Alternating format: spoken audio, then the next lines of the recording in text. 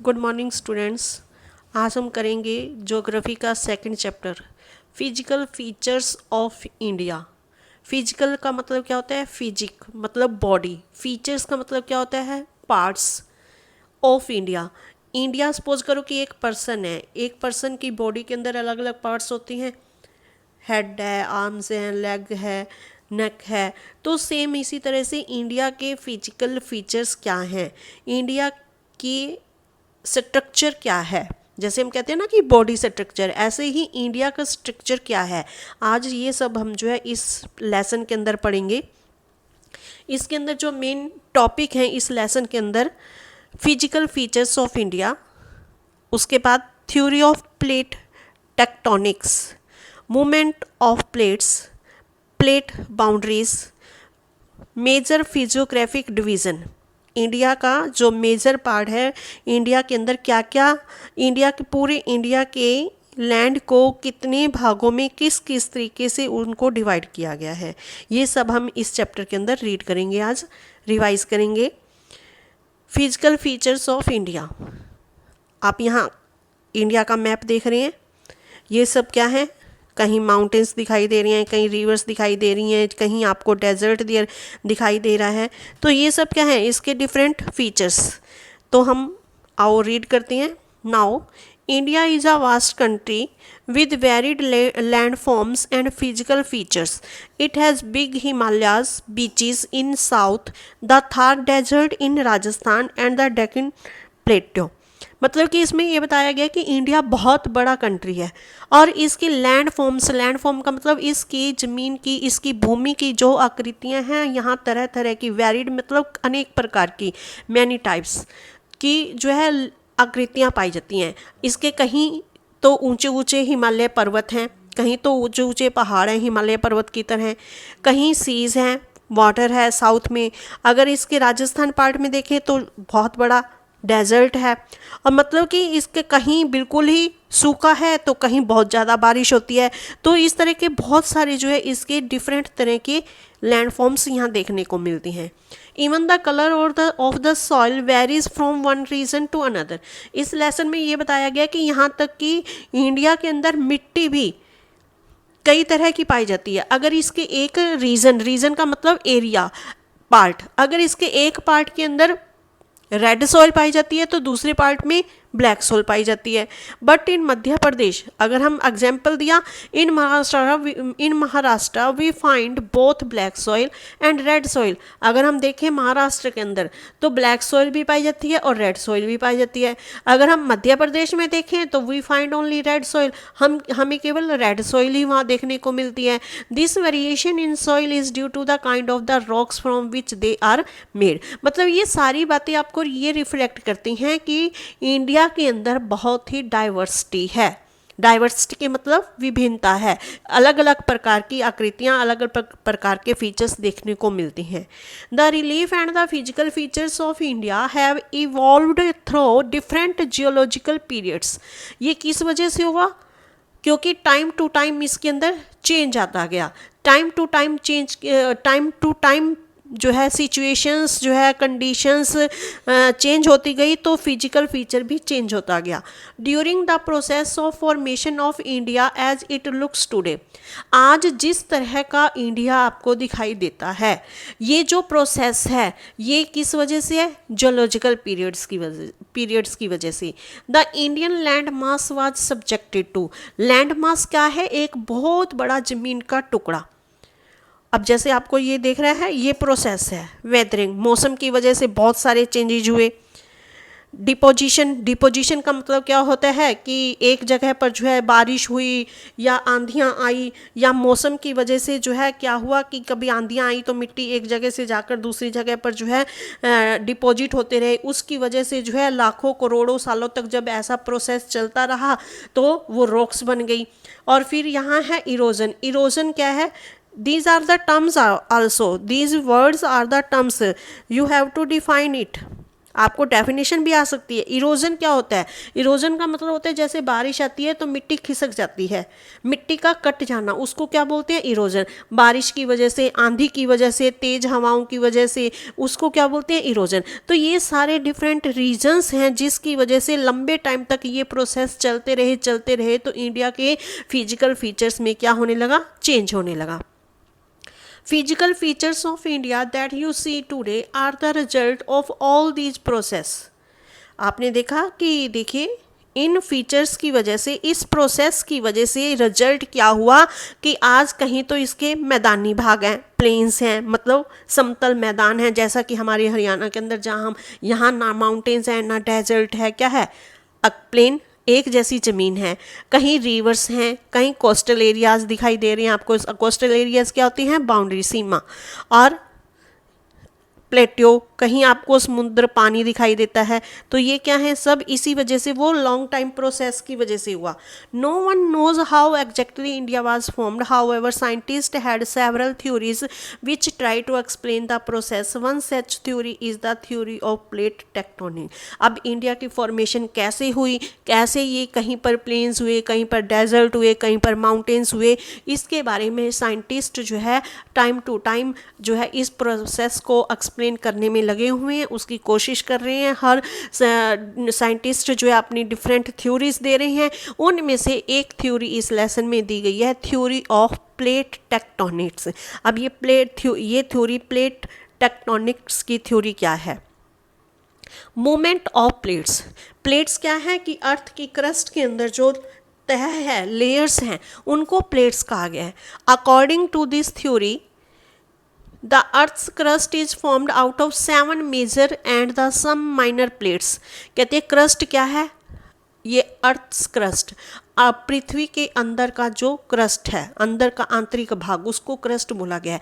अब उसके अंदर कहा गया है कि 7 मेजर प्लेट्स हैं। जैसे तह होती हैं, लेयर्स होती हैं, एक लेयर के बाद दूसरी, दूसरी के बाद तीसरी, ऐसे ही हमारे एटमॉस्फेयर के अंदर भी हैं।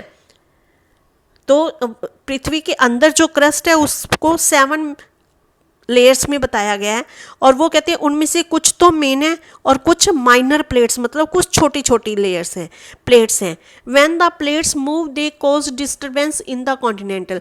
अब अर्थ के अंदर जब भी कोई मूवमेंट होती है, जब भी वो लेयर के अंदर कोई डिस्टरबेंस होती है, जैसे आप अर्थक्वेक आते हैं, क्यों आते हैं? अर्थक्वेक आते हैं तो अर्थ के अंदर कुछ ना कुछ हलचल होती है ना, डिस्टरबेंस होती है, इस वजह से आते हैं।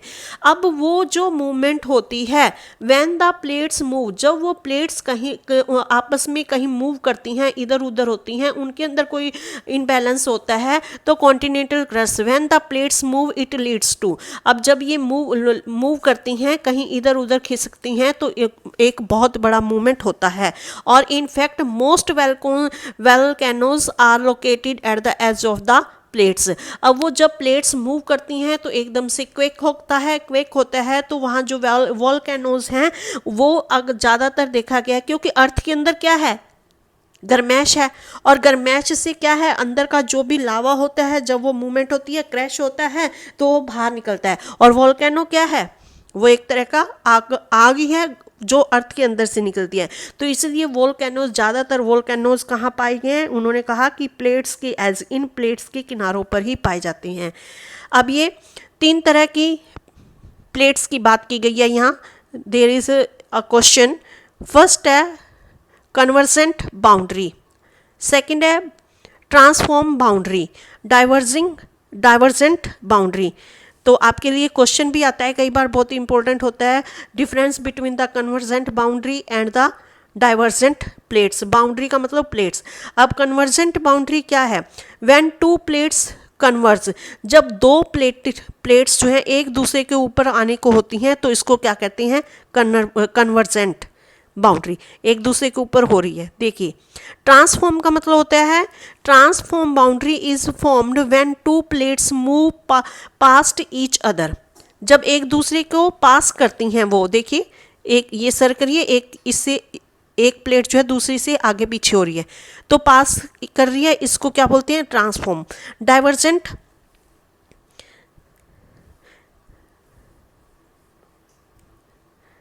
Divergent boundary is divergent boundary is when plates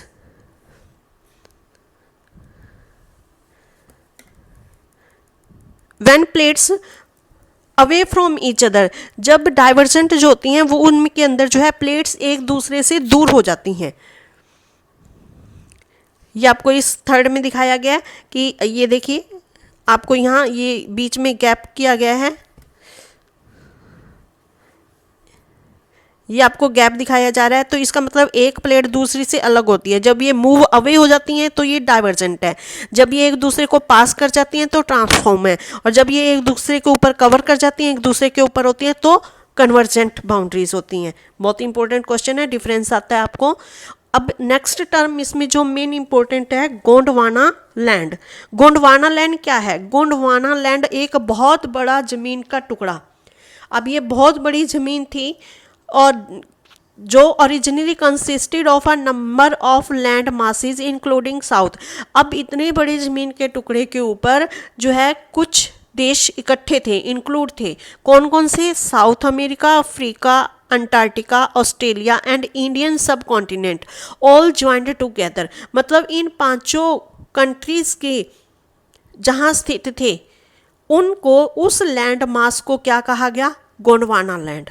land mass का मतलब जिस जमीन का टुकड़ा, जिस जमीन के टुकड़े के ऊपर ये 5 देश थे, उस जमीन को गोंडवाना लैंड कहा गया। अब जैसे जैसे इस गोंडवाना लैंड के क्रस्ट के अंदर, अर्थ की क्रस्ट के अंदर मूवमेंट हुआ, तो टाइम टू टाइम ये एक दूसरे से अलग होते गए और दो अलग खिसकते चले गए। अब इसकी थ्योरी में हम पढ़ेंगे convectional currents split the crust into a number of pieces.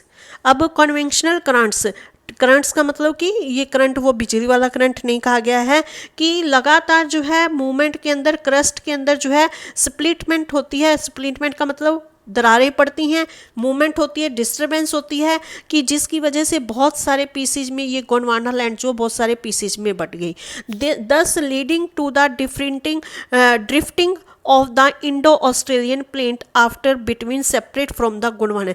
इसकी वजह से, क्रस्ट के अंदर की डिस्टर्बेंस की वजह से क्या हुआ कि जो इंडो ऑस्ट्रेलियन था, इंडो ऑस्ट्रेलियन जो है ये गोंडवाना लैंड से अलग हो गया।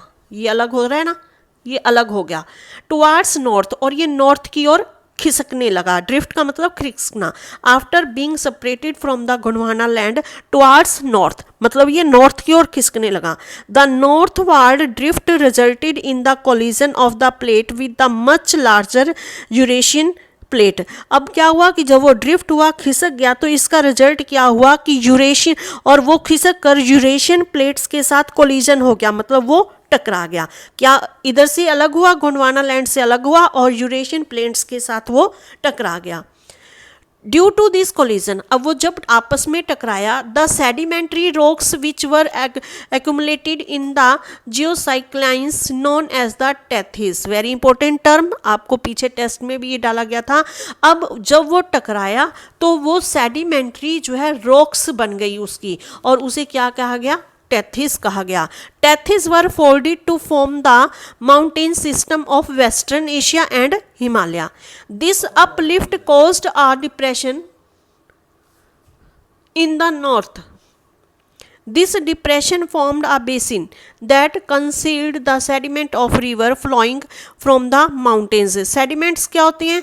जो रिवर के अंदर, पानी के नीचे जो कंकर पत्थर होते हैं उनको सेडिमेंट बोला जाता है। फ्लोइंग फ्रॉम द माउंटेन्स, अब माउंटेन्स से जो है वो कंकर, रॉक्स के जो है कंकर पत्थर, जो बड़ी रॉक्स के टुकड़े जो थे वो बहकर जो है नदी के पानी में आने लगे, और वो वहाँ आकर नदी के पानी के साथ बहकर नदी के अंदर जमा होने लगे। उसको क्या बोला जाता है? बेसिन कहा जाता है। The area in the north which is rich in fertile, fertile का मतलब होता है उपजाऊ होना। Alluvial soil is called the northern plains of India, और इस वजह से, क्योंकि वहाँ तरह तरह के जो है रॉक्स के साथ जो है वो वहाँ की जो सॉइल हो गई वो क्या हुई, उस वहाँ कौन सी, किस टाइप की सॉइल पाई जाती है? एलुवल सॉइल। एलुवल सॉइल, ये आपको मैप में भी डिफरेंट टाइप्स की सॉइल दिखाया जाएगा कि कहाँ कहाँ कौन कौन सी सॉइल पाई जाती है।